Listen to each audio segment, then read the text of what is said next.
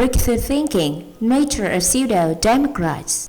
Why do these Democrats take so much effort and time to raise and propose democratic initiatives to the Communist Party of Vietnam? That's really just the words of those who deliberately put on the cover called democracy. The nature of these Democrats is reflected in the following matters. They use the pretext of discussing the Congress documents contents just to oppose the Communist Party of Vietnam. The people of all countries in the world and in Vietnam all know that planning the political path for the nation's development in each state is the most difficult compared to planning any other policies. Therefore, the ruling parties in the countries always invest a lot of effort in building their own political path in the next stage in order to get the highest rate of support from citizens or voters. For this same reason, when the representative of the Communist Party of Vietnam held a press conference and mentioned new issues in the contents of the draft documents submitted to the 13th Congress, the Democrats clung to those scrutinized with prying eyes. They said 3 to 4 new issues introduced in the draft are nothing called breakthrough thinking, and are just propaganda of the party.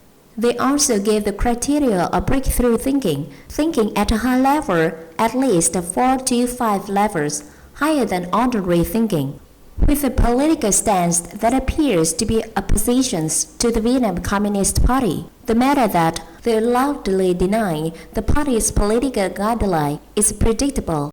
In fact, the party does not force them to follow the party's will, which is expressions of socialist democracy. But if they posted on denial, it could be necessary to have a convincing reason and propose something new or better in March, with the so-called breakthrough thinking, as he said, to convince the Communist Party of Vietnam and public opinion on the renewal of political thinking so as to build the country. So, what is the main content of their so-called breakthrough thinking? The answer is that they demand the party to change the socialist orientation, to bring the country to the capitalist path, to implement political pluralism in society with a communist party. It seems that this is logic of course. Unfortunately, the reality of this world is against the expectations. For instance, in many countries that is considered as democracy, political pluralism in the world, only 1 or 2 parties take turns ruling and deciding the political path in such countries. Moreover, the long-lasting pluralistic politics in some countries has been repeatedly questioned by the world and boycotted by a large part of people because of its half pluralism. In theory, it is known that there are many parties participating in political leadership, but in fact, only 1 or 2 parties take turns leading it. But in reality, the paradise of capitalism and pluralism has not been seen, but the gap separating the society from the rich and poor is clearly widening. The discrimination between the ethnic groups' skin colors has become more and more obvious, causing social content turmoil, insecurity, and threatening human rights. That is fact, but with a dark mind and natural opportunity and lights. The Democrats are still deliberately using smokescreen to deceive some gullible people, so they constantly flatter the Western-style democracy movement in order to eliminate the leadership of the Communist Party of Vietnam, to change the regime and to steer the Vietnamese people towards a Western-style democratic society that people already know that it is just an image cake. That's why they can be called pseudo-democrats. Regarding the election issues within the party, National Assembly and people's discussions at all levels, the pseudo-democrats think that the rights of choosing and voting belong to the people, not belong to the party or both the party and the people. Actually, in the world today, in many Western countries, the election seems very democratic, but in fact, democracy is just a shell, the tip of iceberg. There are a number of countries that have enacted all kinds of rules to prevent the successful chance of parties with the positions ideas of ruling party or ruling parties. The issue is so far ahead and dangerous that the potential opponents face the risk of being killed before winning the election. This has happened in many countries in the Western-style democracies. The pseudo-democrats certainly know it. However, they always deliberately gloss over and cover up. In regard to the electoral method, the pseudo-democrats advise our party to follow these countries and that country and to take the United States as a model. In other words, it is meant to let the people directly elect the party's general secretary. It is like the US voters elect their president, but after now, according to the law of the United States, any presidential candidate must be selected, nominated, and elected by his party to become a candidate for presidential for the United States. The presidential candidates will be elected by the electors, particularly electoral college, to be president. Thus, it can be understood that party appoints and then party elect, and then party appoints, people elect. It's also a popular electoral principle in Western countries, especially the United States. Therefore, pseudo-democrats intentionally disparage the Communist Party of Vietnam, not allowing the people to elect the General Secretary and misrepresent the nomination of the party for the people to elect the state leadership apparatus, elected the National Assembly and the people's cousins at all levels, proving a lack of understanding of principle and reality. With this narrow-minded nature in mind, the pseudo-democrats always fear, deliberately slander, and distort the success of the Communist Party of Vietnam in the process of leading and building the countries towards the socialist path. When witnessing the collapse of the real socialism in the Eastern Europe and the Soviet Union over the years from 1980 to 1990, many people could not help panicking and worrying. At that time, the pseudo-democrats were probably the happiest, and they predicted that socialism in Vietnam would sooner or later collapse.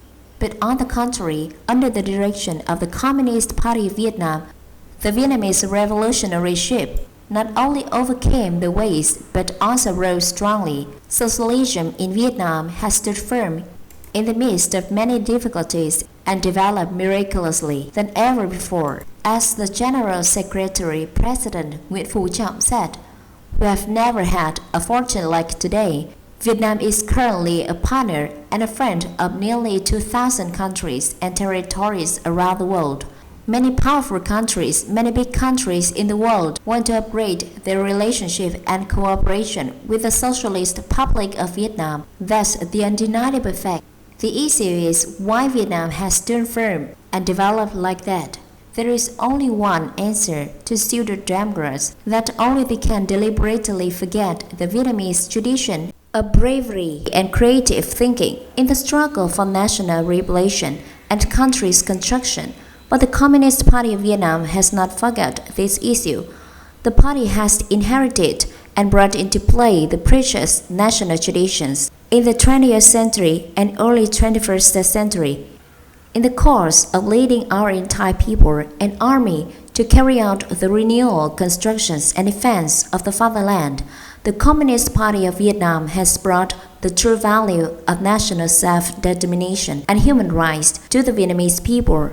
The party has been increasingly making people rich, making the country strong and develop, enhancing the country's prestige and status, and participating in responsibility in solving issues of peace and security in the regions and in the world.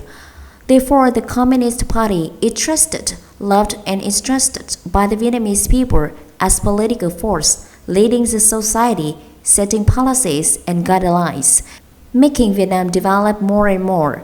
With its prestige, wisdom, and courage, the Communist Party of Vietnam has created confidence in people and friends around the world. The reality today shows that the communist ideals in the world not only do not disappear but also continue to manifest clearly from the era success of Vietnam's Communist Party and all the Communist Party in this early 21st century. The pseudo-democrats clearly see that intense and vivid existence, but they still deliberately ignore the reality, refuse to acknowledge the achievements of Vietnamese revolution for nearly the last century. Thus, because for them, There always exists a hostile idea or an unrealistic illusions, the deep roots of which is political opportunities. They always want Vietnam to lose stability to make use of that. In long run, they have illusions that by keeping propagandizing and distorting the truth, like small rain lays great dust, there must be listeners and followers in the short term. They intentionally misrepresent, blatantly fabricate, and change from white into black in the argument in order to attract views and likes cyberspace. All those political tricks of the pseudo-democrats cannot betray the people with knowledge, experience, and cannot fool the Vietnamese people. At this point, it can be said that the pseudo-democrats feel that the achievements of the socialism in Vietnam under the leadership of the party will be a light to clear their dark hearts and so-called breaking through thinking initiatives contributions to the 13th Congress of the Communist Party of Vietnam from the pseudo-democrat. Fact have nothing scientific and breakthrough. They're just excuse for them to destroy and to lower the prestige of the Communist Party of Vietnam to oppose the rise of socialism in the world. Therefore, the arguments they give are inconclusive and unbelievable.